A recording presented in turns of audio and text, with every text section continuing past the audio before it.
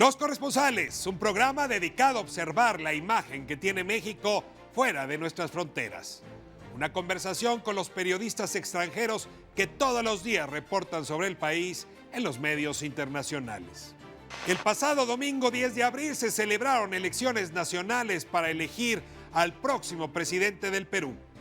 Con una participación extraordinaria de alrededor del 80%, la sociedad peruana entregó una holgada victoria para Keiko Fujimori, hija del expresidente Alberto Fujimori, quien por cierto se halla preso por corrupción y delitos de lesa humanidad.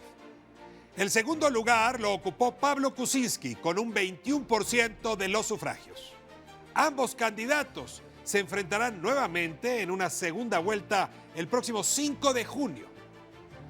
¿Qué se juega para el Perú en estos comicios? ¿Qué significaría el regreso de la familia Fujimori al poder? ¿Cabe esperar que Keiko indulte a su padre en caso de ganar la presidencia? Para responder a estas interrogantes, hoy hemos invitado a Alejandro Manrique, corresponsal de la agencia de noticias estadounidense Prensa Asociada. Soy Ricardo Rafael y esto es Los Corresponsales. Bienvenidos.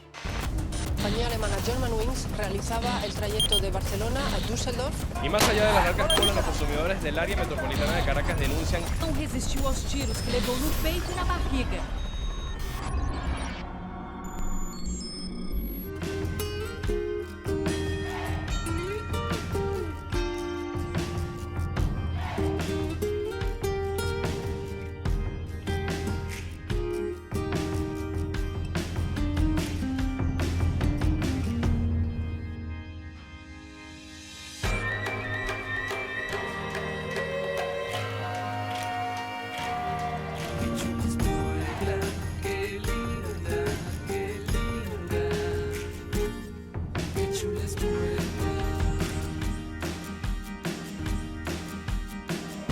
Puebla es mi destino.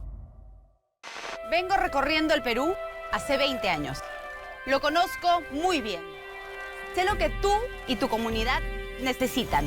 En cada viaje he recogido tus problemas, lo que me ha permitido trabajar en las soluciones que ahora te presento en mi plan de gobierno, el Plan Perú. Voy a poner el Estado a tu servicio. Conmigo los funcionarios van a ensuciarse los zapatos, porque el Perú no solo es Lima, son todas tus provincias. Con mano firme y decisión política, vamos a hacer del Perú un país más grande, más seguro y más justo. Este es mi compromiso. Vamos juntos hacia el futuro. Con fuerza, Keiko presidenta. Alejandro, me da mucho gusto volverle a tener aquí en Los Corresponsales. Ahora vamos a hablar de Perú. En esta ocasión lo hemos hecho sobre Venezuela y seguramente lo vamos a invitar pronto para hablar de Brasil. Pero hoy nos centramos en Perú. Vamos hacia una segunda vuelta el próximo 5 de junio. Y la verdad es que a distancia cuesta trabajo entender qué está pasando en Perú. Da la impresión de que los Fujimori cada vez que participan, el sistema de partidos se cae. Así es.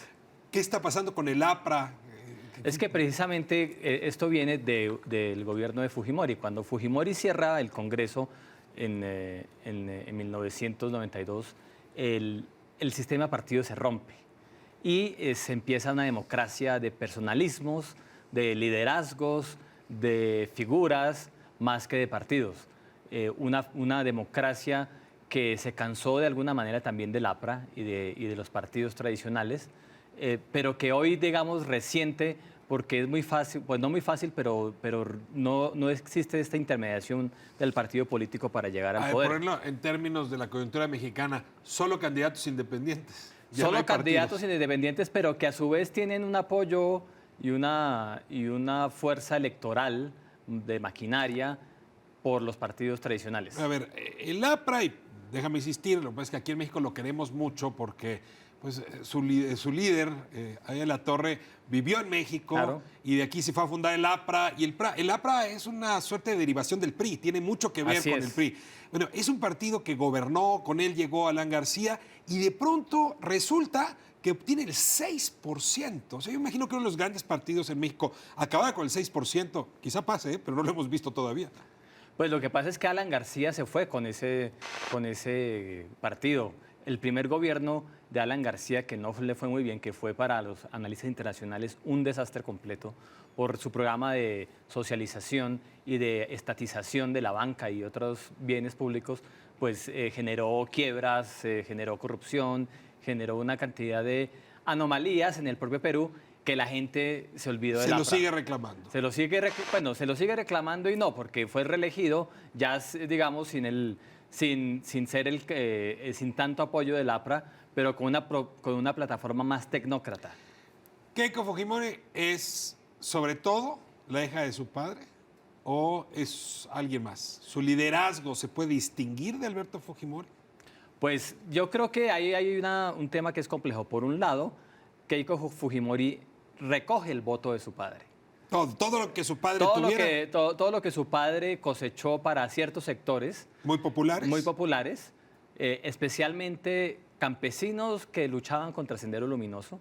Él derrota a Sendero Luminoso y esos campesinos quedan muy agradecidos por la intervención del Estado y también porque tuvo algunos programas sociales que no, digamos, fueron tan buenos, pero que los recuerdan. Cuando Keiko Fujimori pone como oferta de campaña sacar a su padre de la cárcel, ¿eso le lleva votos?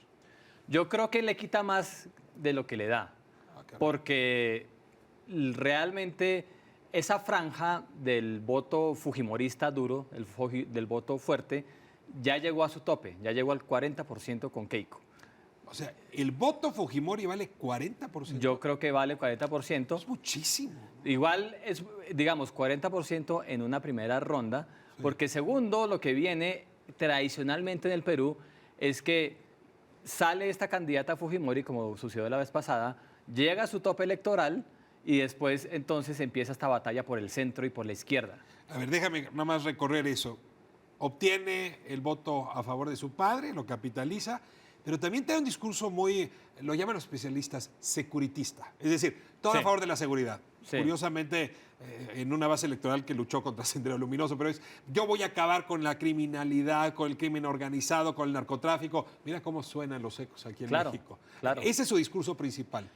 Sí, ese es su discurso principal porque de alguna manera con la intervención de Estados Unidos en Colombia, con el Plan Colombia, el cultivo de la cocaína, de la hoja de coca, se va al Perú. Que además está permitido. Y además, digamos, no tiene esas restricciones que tenía en Colombia porque no tiene esa tradición indígena tan fuerte Los asentada. cárteles de Medellín y de Cali abrieron puerta en Perú.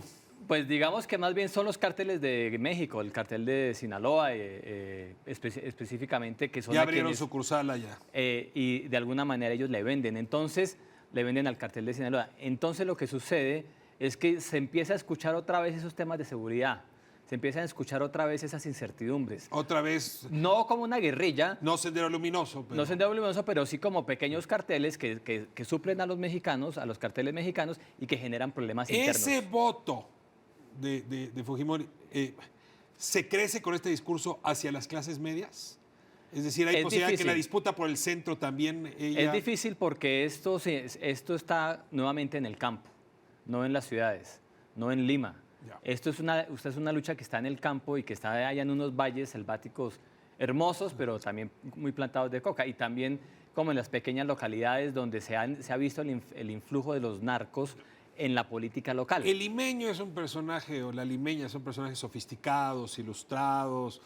En su momento se identificaron con Vargas Llosa, antes también con Alan García. A ver, ¿qué pasa con la gente en Lima? ¿Cómo ve a Keiko? ¿La ve como una populista? La ve como una populista. La ve como una populista, la ve como una persona que está aprovechando la popularidad que tuvo su padre, pero que tuvo muy ingrata recordación. Es decir, el voto negativo... ¿Ingrata quiere decir injusta o mala reputación? De mala reputación, Fujimori está condenado por delitos de lesa humanidad, o sea, por intermediar en el asesinato de unos indígenas. Eso es una sentencia. Y por su segundo mandato, digamos, toda la corrupción que hubo con Vladimir Ella dice Montesinos. que es el uso de la justicia con motivos políticos, que no hay responsabilidad de su padre. ¿Es cierto o no? No, no es cierto. Sí hubo responsabilidad de su Sí, padre. sí, claro. Pablo Kuczynski, ¿quién es? Apenas obtiene el 21% de los votos. A ella le fue bastante mejor. Pero ¿quién es? ¿Qué representa? ¿Es el otro polo? ¿Es un polo más centroizquierda? ¿Es igual? Eso, Pablo Kuczynski, lo Lo que no sabe la gente es que él apoyó a Keiko Fujimori en la campaña electoral pasada, cuando Ollanta ¿Es una Humala... decisión de Keiko Fujimori? No es una decisión. Él se adhirió a Keiko para evitar que la plataforma de izquierda de Ollanta Humala subiera al poder. Pero Ollanta Humala se mueve al centro antes de las elecciones y logra neutralizar a Fujimori y sus apoyos, entre los que estaba Pepe Kuczynski. Pero ahora, cuando la izquierda fue derrotada en la primera vuelta por él, por un estrechísimo margen, por un margen muy corto, entonces lo que hay es una lucha de dos derechas, digamos. El que conquiste el centro y el que conquiste el voto pensante, el voto de la izquierda, digamos, citadino, es el que se lleva las elecciones. A ver, despacio. ¿Cuánto obtuvo Keiko Fujimori?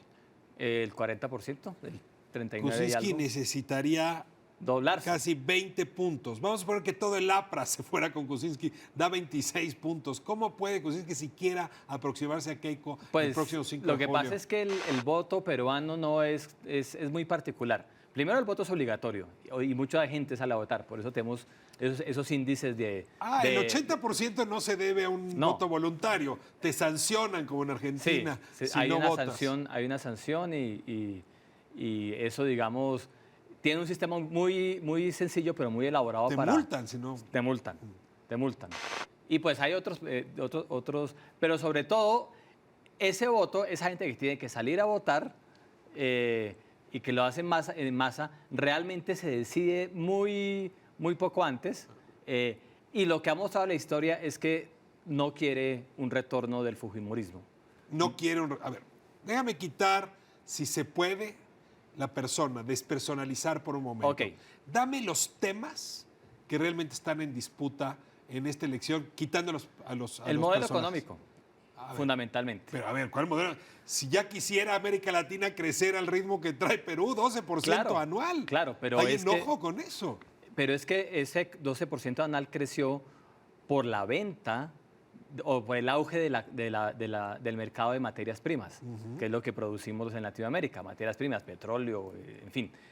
Y ese auge ya está cayendo, ¿no? Incluido toda la parte costera, pescado, mariscos, todo. Incluido, bueno, parte de eso, pero sí, claro. ¿Y el cambio de modelo hacia dónde podría ser? ¿A industrializar? No, pues lo que la gente del Perú teme es un modelo extremo, tanto a la izquierda como a la derecha. Quiere una cosa de centro. Quiere una cosa de centro. ¿Qué más? Como lo ha aprobado la elección de Alan García y la elección de Ollanta Humala. ¿Qué otro tema? Se nos va el tiempo. Pues el tema de seguridad, que está muy fuerte. Y ahí Fujimori gana. Ahí yo creo que Fujimori gana. ¿Qué más? Está ahora el tema incluso de la pena de muerte, porque tiene un antecedente fujimoresco que la restableció para delitos de terrorismo cuando cerró el Congreso. Y ahí está dividida la sociedad. Ahí Fujimori dice, volvemos a la pena de muerte en ciertos casos, que parece una propuesta más populista para delincuentes sexuales con menores y eso. Kuczynski dice que no. Pero fundamentalmente es el tema del modelo económico.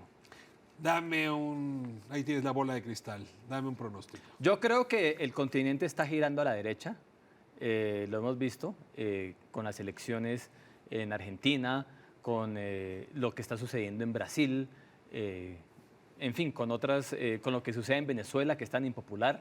Y como gira a la derecha, yo creo que Perú va hacia ese modelo. De hecho, ya descartó a su candidata de izquierda, pero no es una derecha que sea extrema derecha. A ver, ¿cabe la posibilidad de ver a Kuczynski ganando? Yo creo que cabe la posibilidad. Dame un porcentaje, ¿del 1 al 10? No sé. Es No que te los fuerces, peruanos mamá. son muy impredecibles. Realmente toca ver el día antes, la semana antes. Pues sigamos el caso de cerca porque no es algo que está pasando muy lejos de nuestras tierras. Y mirar lo que ocurre en la política latinoamericana siempre da pistas también para leer la mexicana. Alejandro, muchas gracias. Pues te volveremos a invitar pronto para que nos hables de Brasil y también de Venezuela. Con mucho gusto. Muchas gracias a ustedes. Nos vemos próxima semana. Canal 13 aquí en Los Corresponsales. Este programa dedicado a observar a México en el espejo del escenario internacional.